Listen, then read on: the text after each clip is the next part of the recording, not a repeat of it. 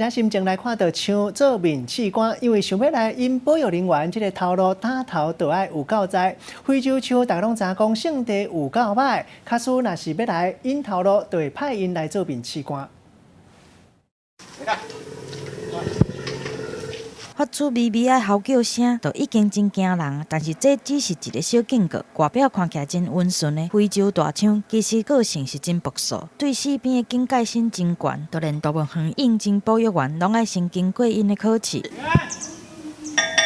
亲身来挑选保育员，非洲大象来考试，除了会发出警告声，还会出力来喊耳仔，也是大力来喊鼻仔。要来试这个新人，保育员都要有够在胆，才会当过关。不能后退，然后跟他说你不怕他，你后退，他就会认为你的位阶在他的位阶之下。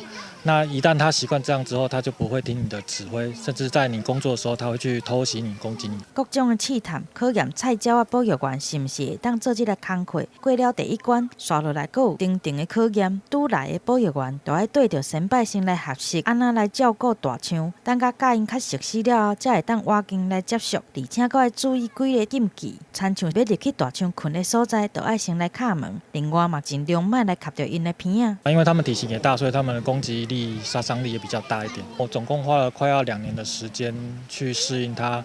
那这2年的时间都是由资深的管理员带着我去工作。